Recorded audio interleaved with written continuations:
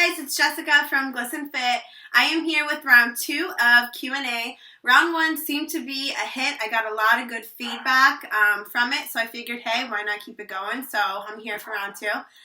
If your question didn't get answered in the first video, hopefully it will be answered now. And I'll try to keep doing these, so I'll get to your question eventually. And just a little heads up, my dogs are actually fighting right outside the door, so if you hear them barking, that's what's going on. They're literally wrestling in the hallway right now. Okay, so let's get to the first question. How do I get new clients? As a personal trainer, I deal with clients pretty much all day, every day. I love all of my girls. I only train females right now.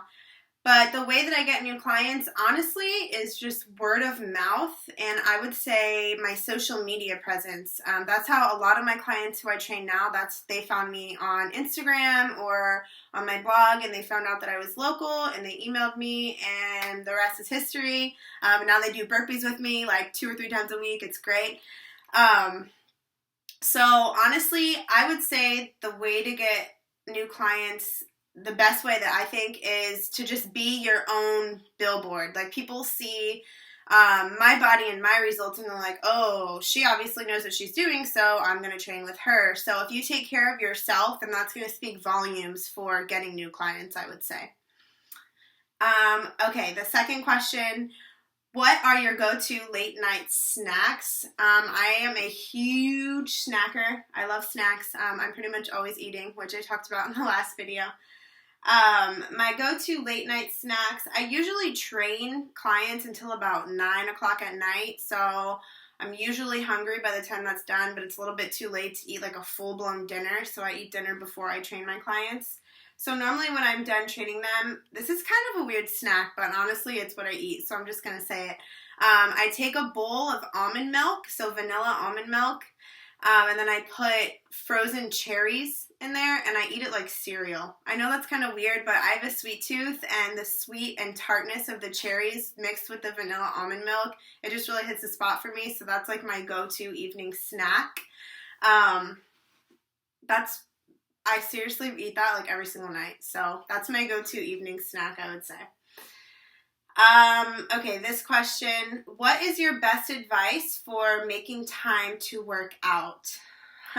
Time is a big excuse that people use, that they don't have time to work out because they're a mom, they work, they have this, they have that. Listen, I get that. I really do.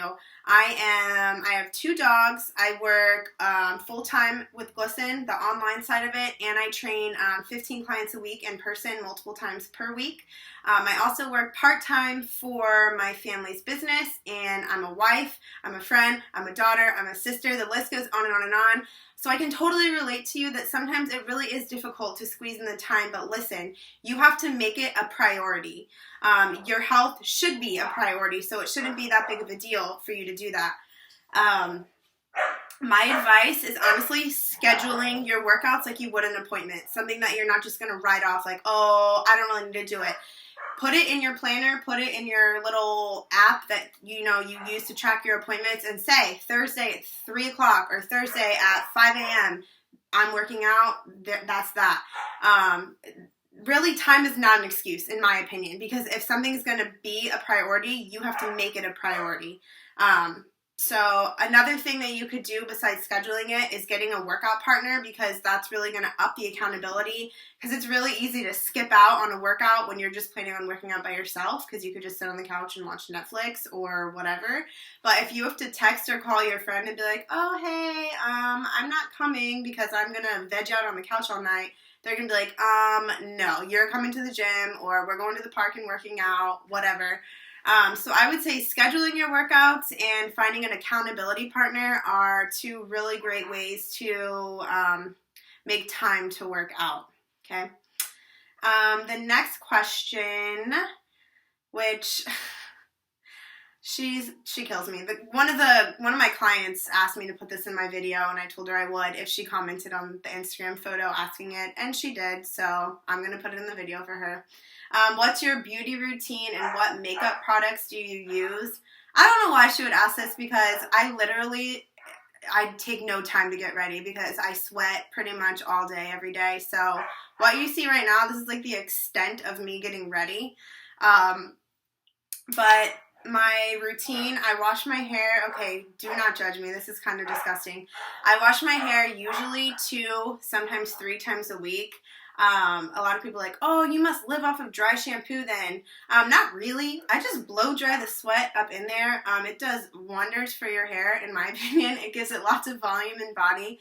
But I seriously just blow dry the sweat in after my workouts, and then I curl the ends with a wand. Literally takes me 5 minutes. This is like my go-to hairstyle. It's just like half up, half down, so it's out of my face.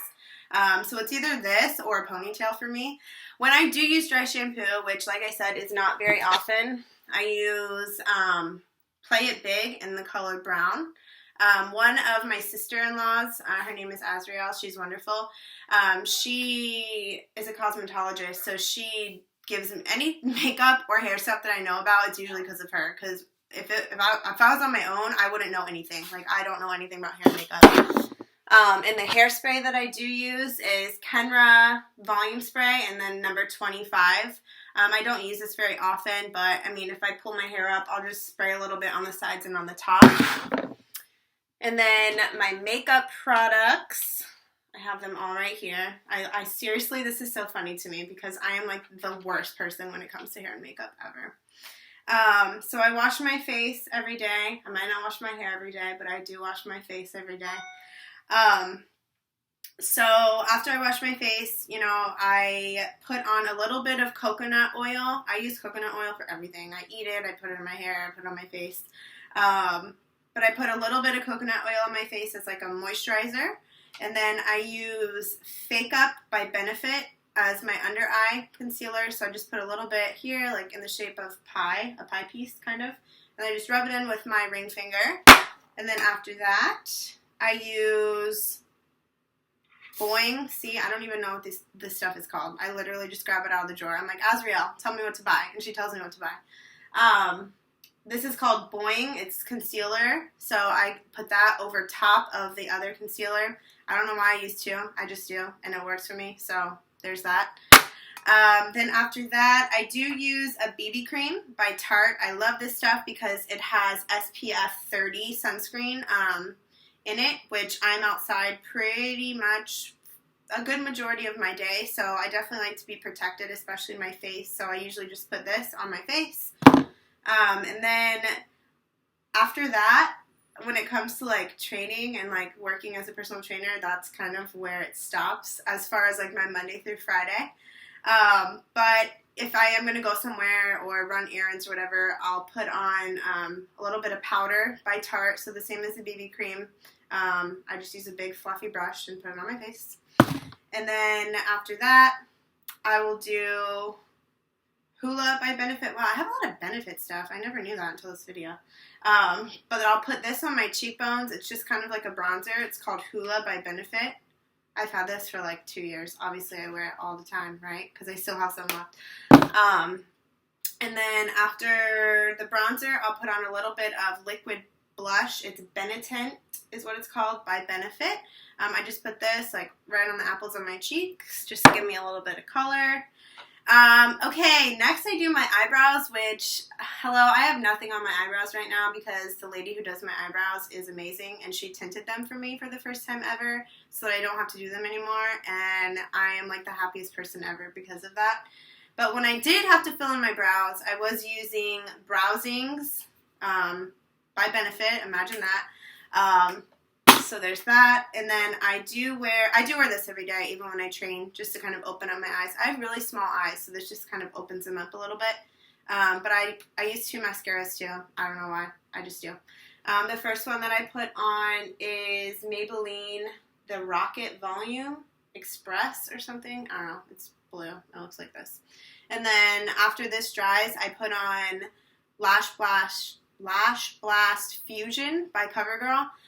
Okay, this is my logic. I feel like this one, so the blue one, by Maybelline, it like lengthens my lashes, and the purple one by CoverGirl kind of like spreads them out. So I'm just gonna stick with that because it's working for me.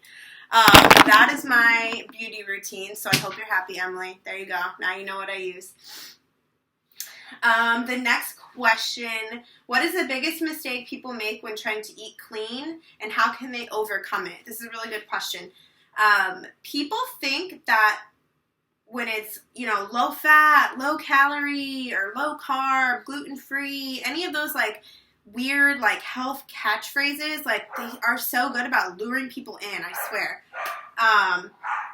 Pretty much my rule of thumb, if it's processed or if it's in a package, which usually it has to be in a package for it to say low fat, low carb, gluten-free, blah, blah, blah. If it's in a package, it's processed, which generally means that it's not clean.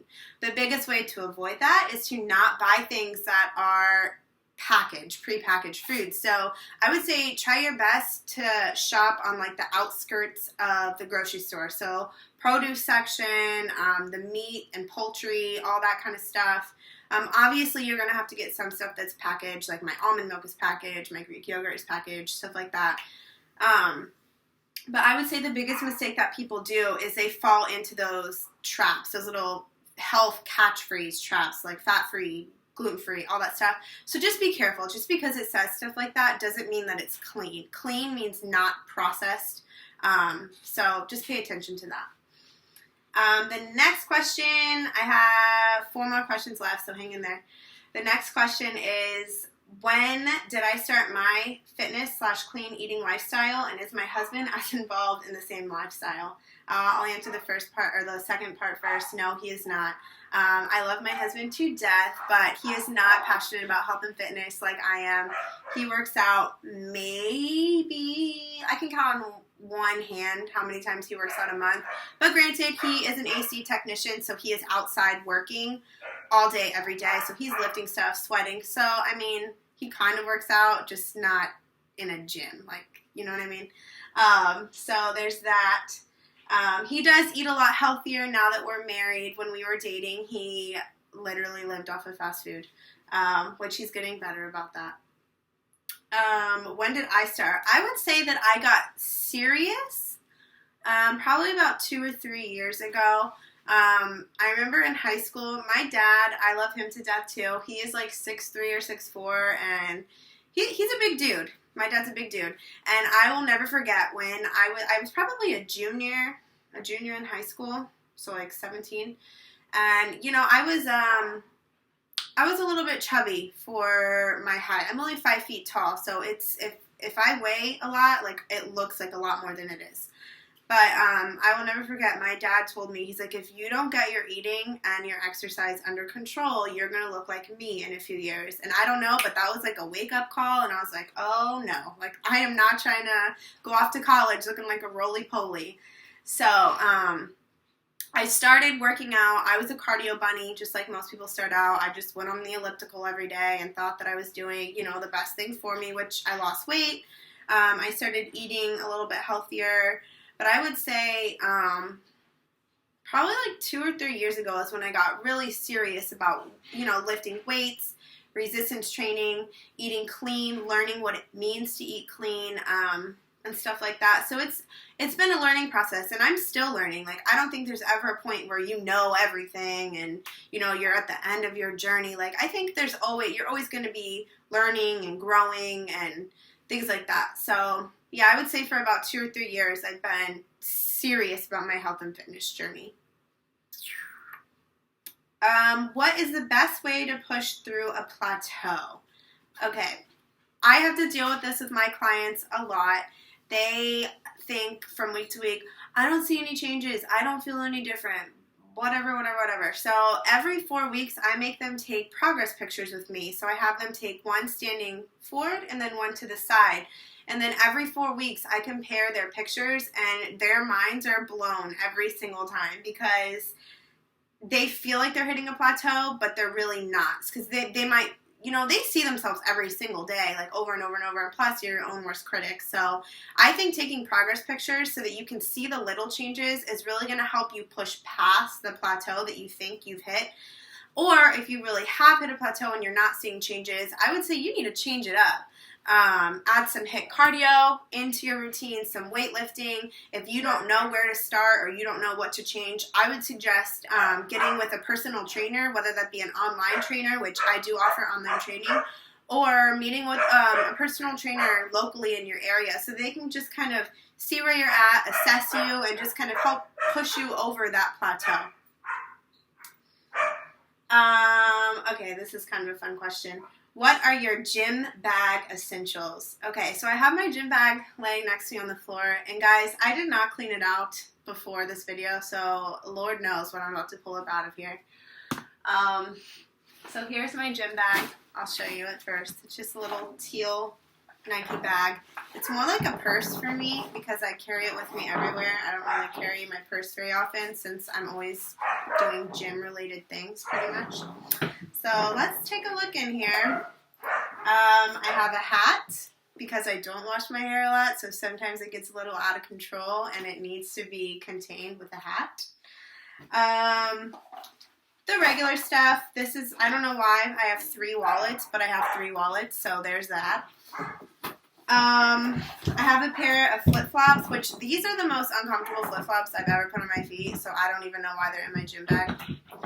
My dogs are literally smashing against the wall, that wall on the other side of the computer, so if you guys can hear that, I'm really sorry. This is like a little toiletry bag. Every Wednesday, I don't know if you guys know, but I'm half owner of an online gym, so we film outside in Florida, and it's really freaking hot every Wednesday, so I keep this bag. It has a hairbrush, hand sanitizer, lotion, hairspray, a mirror, just girly stuff like that, just so I can make sure that I look good for you guys in the videos. I have... This is really bad. A set of crushed headphones, which I can just throw away right now. And then I just got a new set of headphones for when I am doing my HIIT cardio. I have music playing. Apparently I like to have multiples of things because I have mints, 2 things of breath mints. I have spoons. Drew and I, when we go to film on Wednesdays, we get hungry and we eat peanut butter out of the jar, so we always have spoons ready. I have a sweat towel because I sweat like a crazy person when I work out. I have a taser. Anytime I go out for a jog or to walk the dogs or anything, my husband always insists that I carry a taser, so I do. It's pink. It's cute. Pens and markers, you know, the usual. I have a heart rate monitor, which I don't even use, so I don't know why it's in here. Chapstick, again, 2, because apparently 1 is not enough. Oh, 3. Make that 3. I have Quest bars, again, 2, because I can never have 1 of anything. These are my go-to snacks if I'm on the go. Love Quest bars. I have a flashlight, not really sure why, but it's there if I need it. Then at the bottom of the bag, there's like 200 bobby pins. If you're a girl, you totally understand that. They're everywhere. I have deodorant, obviously. And then I have some business cards, you know. People ask me what I'm doing or if I train. I could be like, oh yeah, totally, here, have a card. And then I have tampons. Don't really need to hold those up. I know in the side pocket here, I have shorts. Sometimes I think it's a good idea to work out in pants, and then I just get really freaking hot, so I always end up changing into shorts. And then the last thing, this is my weird little tripod thing that I used to film all of my Instagram challenges. For those of you who ask me who films for me, no one. I do it myself with this little $6 tripod thing that I got from Amazon. So that is my gym bag. And then I have one more question. When did I get the idea to start my own business, and how did I decide which steps to take to get me where I am today? So I guess 2 questions in one. I got the idea to start my own business 2013. 2013, probably the beginning of 2013. I did not do anything about it until 2014, but it was in the works up here in 2013. How to decide which steps to take to get me where I am today. I just did it. A lot of people get stuck in the planning stages because they think they need to have everything set before they can start. That is not how I roll. If I want to do something, I'm just going to take the leap, and that little saying that you see all over Pinterest, like leap and grow your wings on the way down, that's totally me. Because if I want to do something, I'm just going to do it. Because sitting there and planning's great. I'm type A. I love planning. I love lists. I love checking off, all that kind of stuff. But sometimes when it comes to, things that you want to get done and that nobody's going to do for you, sometimes you just got to jump and you just got to do it. So I did all of my legal research to see what kind of insurances I would need to be a personal trainer. I had documents written up, the little fine print on the bottom of your website. I learned about all that kind of stuff, like copyright and all that. So lots of research. So I would say I probably spent about 3 months just straight up researching the crap out of everything. Online businesses, personal trainers in my area. I creeped on a lot of people, got some inspiration. And then I would say after 3 months of just research, which sounds like a long time, but it's really not that bad, especially because I was working full time at that time for my family's AC business. So I was just doing it in the evenings when I got home from work. But research for a little bit and then just freaking do it. Don't be scared. If you fail, so what? Get up, you learned from it, now you know what not to do, and just move forward and keep going. Because listen, I have no clue what I'm doing, you guys. I don't know if you know that. I literally fumble through all of this. Writing my first ebook, blogging, owning an online gym, one-on-one personal training, I'm not fumbling through. I do know what I'm doing there. But as far as like the owning the business side of things, you just got to figure it out as you go. And that's the best way to do it, honestly, because you learn that way, you take risks. As long as you're passionate about it and you work hard, get help when you need it, everything will work out. But anyways, those are the questions that I have for you guys today. I will do another call for questions soon. I hope that your question was answered. If it wasn't, ask it again on the next picture, and hopefully I'll get to it. Anyways, I hope you guys have a great rest of your day, and I'll see you next time.